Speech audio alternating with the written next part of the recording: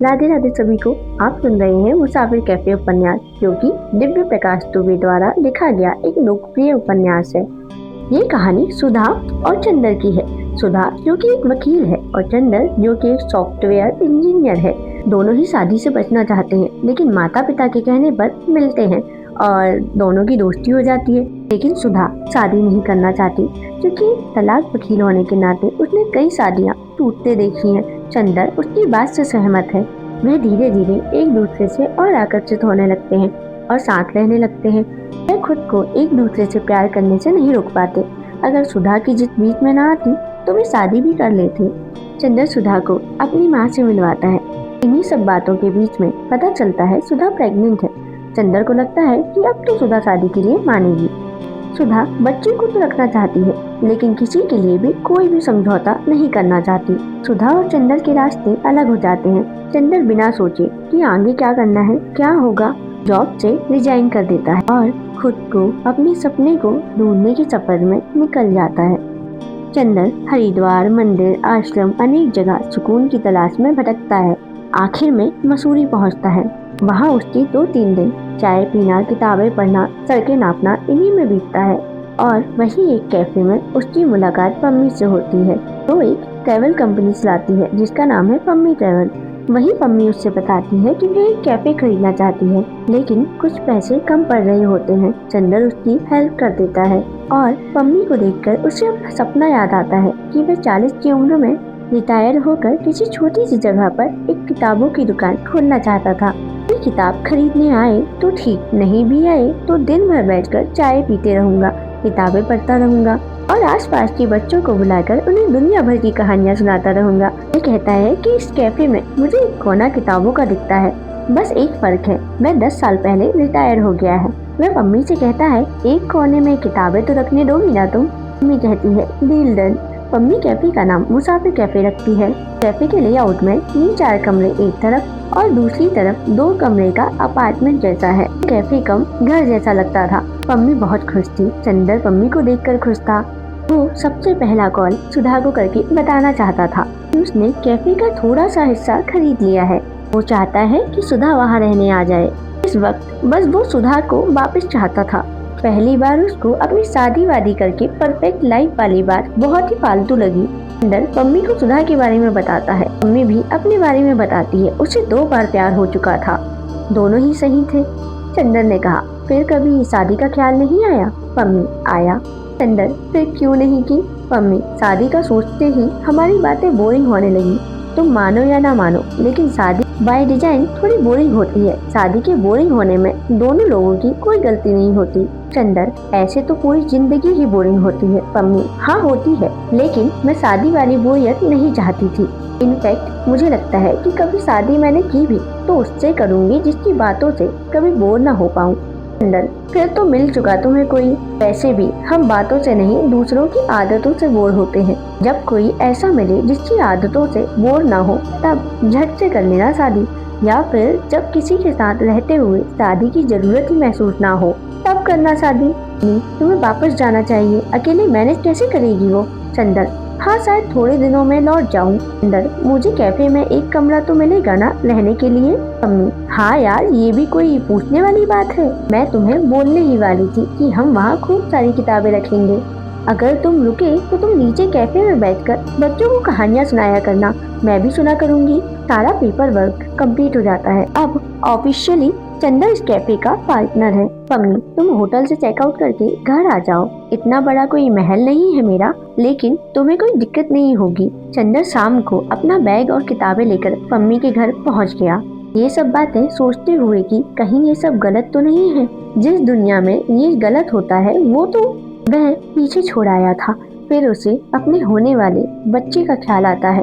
फिर उसको सब कुछ गलत लगने लगता है। उसने पम्मी से बहुत कम बातचीत की। उसको ठीक वैसा लगा जैसे कि सुधा के उसके घर शिफ्ट होने पर लगा था। ये सब सोचकर उसने पम्मी का फोन लेकर सुधा को कॉल लगाया। चंदर सुधा को बताता है पम्मी उसे यही मसूरी में मिली और उसने पम्मी के साथ एक कैफे लिया है। सुधा, तो लौटने का प्लान नहीं है मतलब? चंदर, पता नहीं अभी, तुम बताओ तो आ जाता हूँ। सुधा, नहीं मेरी वजह से मत आओ। चंदर, डॉक्टर के यहाँ गई थी? वही हूँ। इतनी रात में? हाँ। चंदर, क्या हुआ? तबीयत सही नहीं है क्या? सुधा, तबीयत ठीक है। चंदर, फिर इतनी रात में हॉस्पिटल में क्या कर रही हो? सुधा, कुछ नहीं हुआ। चंदर, सुधा बताओ क्या हुआ है? सुधा, मुझे अबॉर्ट कराना पड़ा। डॉक्टर ने बताया था कि अभी अगर बेबी कैरी किया तो कॉम्प्लिकेशन बहुत बढ़ जाएगी। चंदर, कब हुआ? आज। इसके बाद दोनों कुछ नहीं बोल पाए। चंदर बिना खाए अपने कमरे में चला गया। उधर सुधा फोन रखने के बाद अपने कमरे में अपने बिस्तर पर चंदर को बहुत देर तक ढूंढती रही। सुधा ने झूठ बोलकर चंदर को आजाद कर दिया था। वो सही में चाहती थी कि वो अपना पागलपन ढूंढकर जी पाए। अपने इस झूठ के लिए वो रात भर रोती रही। उधर चंदर भी रात भर रोता रहा। सुबह न पम्मी ने पिछली रात के बारे में कुछ पूछा न चंदर ने बताया।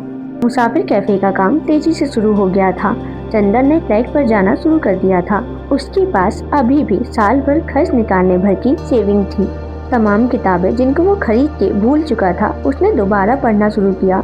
10 साल बाद मुसाफिर कैफे अब मसूरी का बहुत बड़ा टूरिस्ट पॉइंट बन चुका था। पम्मी चंदर दोनों मिलकर कैफे चलाते थे।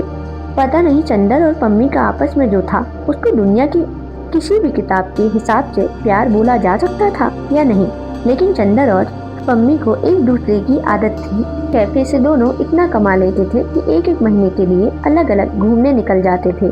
चंदर और पम्मी ने दुनिया के साथ एडजस्ट न करके मुसाफिर कैफे में अपनी एक नई दुनिया बना ली थी। जब भी कोई मुसाफिर आता तो वो यहाँ रुककर अपना कुछ न कुछ छोड़ के चला जाता। पिछले ही साल एक अमेरिकन को यहाँ आकर इतना अच्छा लगा था कि उसने अपनी पूरी प्रॉपर्टी और करीब $1,00,000 मुसाफिर कैफे के नाम कर दिए।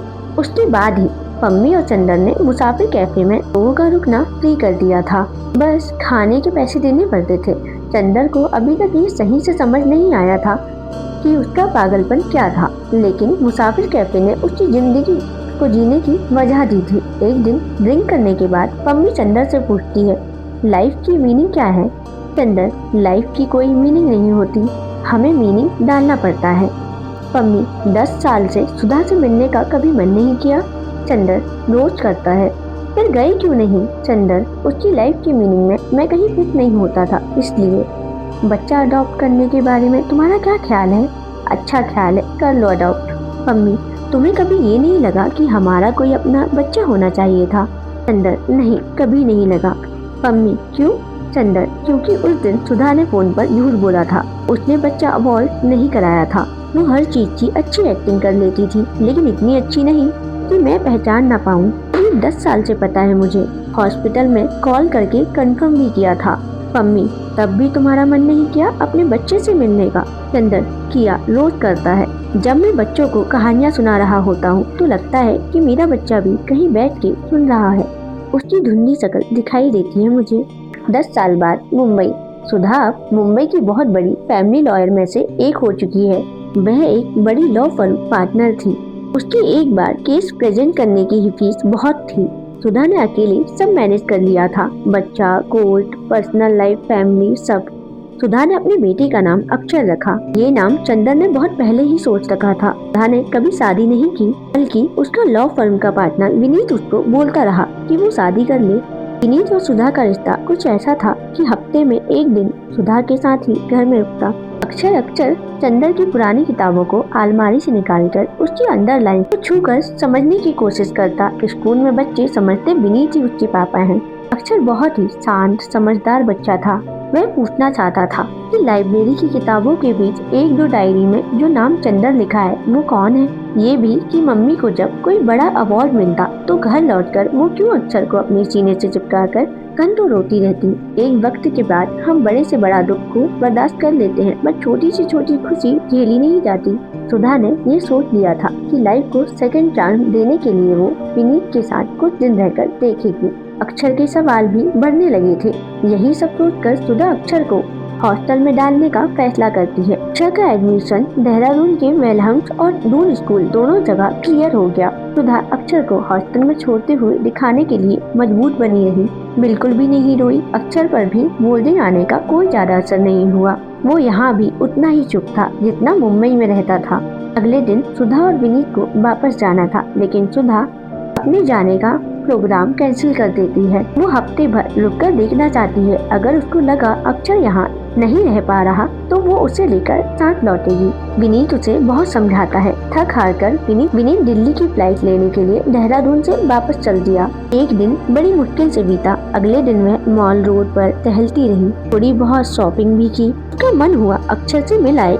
आज अकेले सुधा का तीसरा दिन था। वह फिल्म देखने निकल गई। मूवी हॉल से निकलकर उसने बैग से एक पुरानी डायरी निकालकर होटल के लैंडलाइन से नंबर डायल किया, जिससे करीब 10 साल पहले चंदर का फोन आया था। उधर से एक लड़की की आवाज आई, नमस्कार, मुसाफिर कैफे। इधर से सुधा ने पूछा, आप एड्रेस दे सकती हैं और कैफे कब तक खुला रहता है?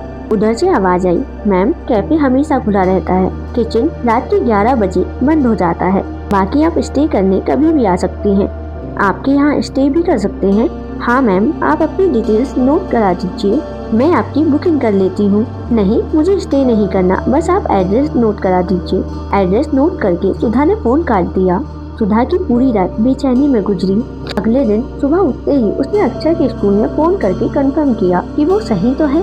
स्कूल से पता चला कि वह ठीक है। वह टैक्सी पकड़कर मसूरी के लिए निकल जाती है। थोड़ा बहुत पूछकर मुश्किल से वो 20 मिनट में मुसाफिर कैफे के सामने खड़ी हो गई। अंदर कुछ टूरिस्ट बैठे हुए थे। सामने दीवार पर सैकड़ों फोटो लगी हुई थी। अभी फोटो में चंदर और उसके साथ एक लड़की थी। काउंटर पर फोटो वाली लड़की बैठी हुई थी। सुधा समझ गई ये पम्मी है। पम्मी उसको अकेला देखकर खुद ही मेन्यू लेकर वहाँ आ गई। सुधा से ऑर्डर के लिए पूछा, क्या लेंगी आप? सुधा, आप ही कुछ सजेस्ट कर दीजिए। पर पम्मी ने बताया, हमारे यहाँ की कोल्ड कॉफी वर्ल्ड फेमस है, तो वही बनवा दीजिए। कुछ टोस्ट भी मिलेगा? पम्मी, हाँ बिल्कुल। पम्मी ऑर्डर लेकर जा ही रही थी कि इतने में सुधा ने पूछा, ये फोटो में आपके हस्बैंड है? पम्मी ने जवाब दिया, नहीं नहीं, इस आदमी से कौन शादी करेगा? कैफे में पार्टनर है मेरा। कहाँ से आई हैं आप? सुधा, मुंबई। पम्मी, मसूरी घूमने आई हैं? सुधा, नहीं, अपने बेटे के एडमिशन के लिए देहरादून आई थी, तो सोचा एक दिन का ब्रेक ले लूं। आपके पार्टनर कहीं दिख नहीं रहे। कौन? चंदर? वो ट्रैकिंग पर गया हुआ है, कल तक आएगा। आप हमारे यहाँ एक दिन रुकती क्यों नहीं? ट्रस्ट में, बहुत अच्छा लगेगा आपको। आपके हस्बैंड भी है साथ में? नहीं, मैं अकेली हूँ। बुकिंग कर दीजिए आप मेरी। कोई कमरा खाली न होने की वजह से चंदर का कमरा ही सुधा को दे देती है। पम्मी, इतनी बात हो गई, आपका नाम भी नहीं पूछा मैंने। सुधा, पम्मी के मन में आया कि कहीं ये वही सुधा तो नहीं। कैफे में कुछ काम आने की वजह से ध्यान नहीं दे पाती। सुधा का पूरा दिन मुसाफिर कैफे में चंदर की जगह को महसूस करते बीता। शाम को पम्मी उसको अपने घर ले आई। घर में घुसते ही उसे सामने की दीवार पर चंदर और पम्मी की एक तस्वीर लगी दिखी। तस्वीर देखते ही उसको अपने रुकने वाले फैसले पर थोड़ा बुरा लगा। सुधा ने सोच लिया कि अगले दिन वो बिना चंदर से मिले लौट जाएगी और विनीत के साथ शिफ्ट हो जाएगी। उसको कोई हक नहीं इतने साल बाद लौटकर चंदर की लाइफ में फालतू कॉम्प्लिकेशन क्रिएट करे। अम्मी ने सुधा से पूछा कि तुम वही सुधा हो ना, जिसका इंतजार चंदर आज भी कर रहा है? पम्मी फिर से, तुम वही सुधा हो। सुधा कोई जवाब नहीं देती। इसके बाद पम्मी ने भी कुछ नहीं कहा। लंबी खामोशी के बाद सुधा ने कहा, मैं कल सुबह चंदर के आने से पहले चली जाऊंगी। अगले दिन सुबह पम्मी उठकर नीचे कैफे में चली गई। जब चंदर आया तब पम्मी ने उसको बताया कि एक गेस्ट ऊपर है, वो चाय लेता जाए। वो चंदर को अभी सुधा के बारे में कुछ नहीं बताती। चंदर चाय लेकर ऊपर घर में पहुंचा। सुधा आराम से बालकनी में बैठी पेपर पढ़ रही थी। चाय रखने के बाद चंदर ने सुधा का चेहरा देखा। दुनिया कभी कभी चलते हुए एक पल को रुक जाती है। ये वही मोमेंट था जिसकी तैयारी दुनिया 10 साल से कर रही थी। चंदर को कुछ समझ नहीं आया कैसे रिएक्ट करे। चंदर, कैसी हो? ठीक हूँ। सुधा, बस कुछ और नहीं पूछना? 10 साल बाद मिलने पर बातें खत्म हो जाती हैं क्या? चंदर, बातें इतनी हो जाती हैं कि समझ नहीं आता कि शुरू कौन सी बात से करें। सुधा, वैसे बदले नहीं तुम बिल्कुल। चंदर, इतना तो बदल गया हूँ। सुधा, पम्मी से शादी क्यों नहीं की? इतनी तो अच्छी है वो। चंदर, हाँ तुमसे बहुत अच्छी है। सुधा, बताओ ना शादी क्यों नहीं की पम्मी से? चंदर, तुमसे डिवोर्स नहीं लिया था ना, इसलिए।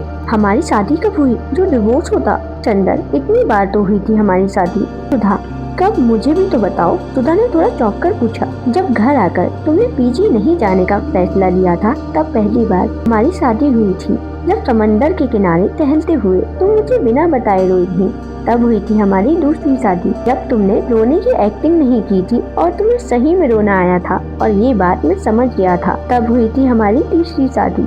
जब अलमारी के लिए लड़ाई की थी तब हुई थी हमारी चौथी शादी। जब रोज रात में लाइट ऑफ करने के लिए तुम बहाने बना देती थी तब हुई थी हमारी 5वीं शादी। जब अंडमान जाने से पहले तुमसे मेहंदी लगवाई थी, तब हुई थी हमारी 6ठी शादी।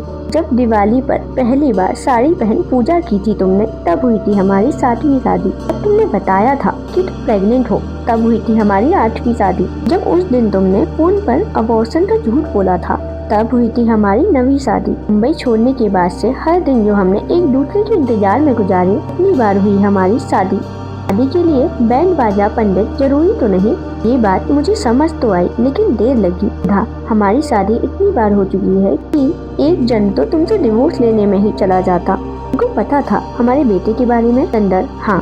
सुधा, फिर भी मिलने नहीं आए। चंदर, इसका कोई जवाब नहीं मेरे पास। चंदर, क्या नाम रखा तुमने? सुधा, अक्षर। चंदर भरे गले से पूछा, उसकी शक्ल तुमसे मिलती है ना? सुधा, हाँ थोड़ी थोड़ी, लेकिन नाक तुमसे मिलती है। तुम्हारे जैसा ही कंफ्यूज रहता है। हमारी किताबों के अंडरलाइन के मतलब पूछता है। चंदर सुधा को फोटो दिखाने को कहता है। सुधा फोटो दिखाने के लिए फोन खोलती है तो उसमें विनीत की 39 मिस कॉल पड़ी हुई थी। 15-20 मैसेज थे। विनीत ने आखिरी मैसेज में लिखा था कि अक्षर को चोट लग गई है, पैर में फ्रैक्चर है, वो हॉस्पिटल में है। सुधा ने तुरंत विनीत को कॉल किया। विनीत बहुत चिल्लाया और बताया कि कल रात से वो कितना परेशान था, वो बस आने ही वाला था। सुधा ने उसको चलने से मना किया और कहा कि वो तुरंत हॉस्पिटल जा रही है। चंदर सुधा को लेकर तुरंत देहरादून के लिए चल दिया था। 2 घंटे के अंदर ही दोनों हॉस्पिटल पहुंच गए। हॉस्पिटल में डॉक्टर ने बताया परेशान होने की बात नहीं है, रात भर बहुत दर्द था इसलिए नींद की दवा दी है, 3-4 घंटे तक असर होगा। 2 जगह फ्रैक्चर है, रिकवरी में कम से कम 1 महीना लगेगा। सुधा के पूछने पर कि हुआ क्या था,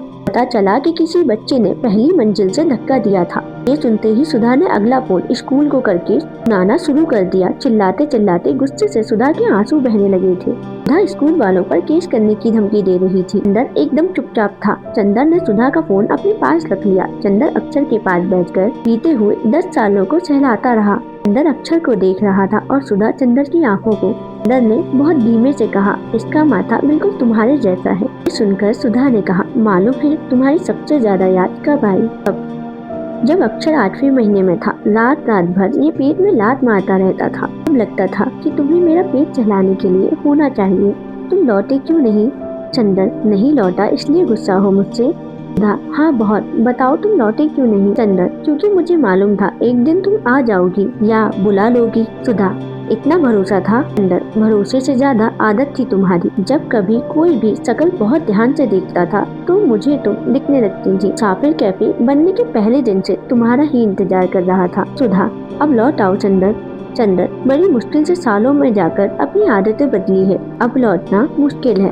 चंदर ये बोलकर अक्षर के हाथ को अपने हाथ में लेकर उसके हाथ की लकीर से अपने हाथ की लकीर मिलाने की कोशिश करने लगा। 2 बजे के आसपास अक्षर की नींद खुली। उसने सुधा को पास देखकर पहली बात कही, मम्मी हॉस्टल में नहीं रहना। डॉक्टर ने सब चेक करके बताया कि वो अक्षर को ले जा सकते हैं, लेकिन अभी इसे मुंबई तक का ट्रेवल नहीं कराया जा सकता। सुधा ने अक्षर से पूछा कि कैसे हुआ था। अक्षर ने बताया कि उसको किसी ने धक्का दिया था। उसके बाद का उसको कुछ भी याद नहीं। चंदर सुधा और अक्षर को लेकर मुसाफिर कैफे आ गया था।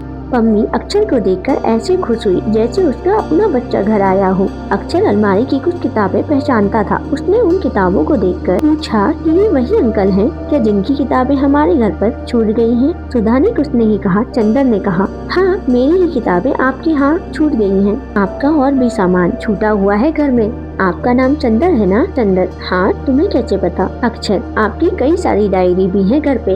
आप किताब के एंड में डेट क्यों डालते हैं? आप किताब अंडरलाइन करके गंदा क्यों करते हैं? आपको स्कूल में बताया नहीं किसी ने कि ये बैड मैनर्स होते हैं? वैसे अंकल आपकी हैंड राइटिंग बहुत बुरी है। आपकी टीचर आपको डांटती नहीं थी? ये सुनकर सुधा, चंदर और पम्मी तीनों हंस दिए। अक्षर का चंदर को अंकल बोलना पम्मी को थोड़ा खटका, चंदर को थोड़े से ज्यादा खटका था, सुधा को सबसे ज्यादा खटका था। सुधा ने एक हाथ से अक्षर का हाथ पकड़कर दूसरे हाथ से अक्षर का माथा चलाते हुए कहा, ये पापा है।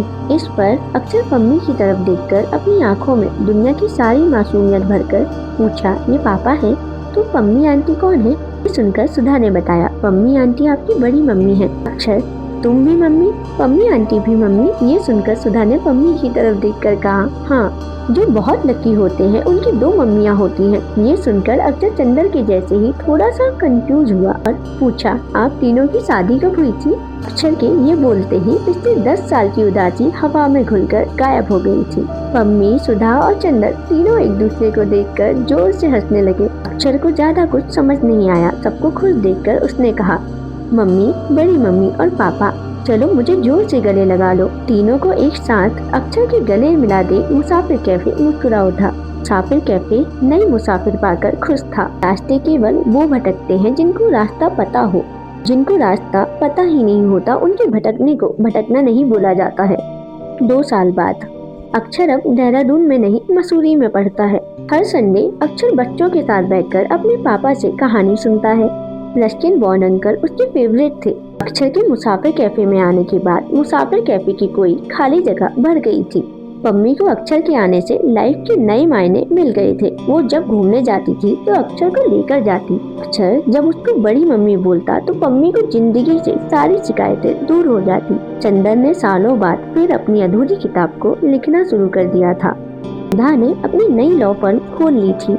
वो साल में 3-4 महीने मसूरी में रहती थी और 1 महीने के लिए अकेली कहीं घूमने जाती, अपना मुसाफिर कैफे ढूंढने। हमारे सब जवाब हमारे पास खुद है। ये बात समझने के लिए अपने हिस्से भर की दुनिया भटकनी पड़ती है। बिना भटके मिली हुई मंजिलें और जवाब दोनों ही नकली होते हैं। वैसे भी जिंदगी की मंजिल भटकना ही है, कहीं पहुंचना नहीं।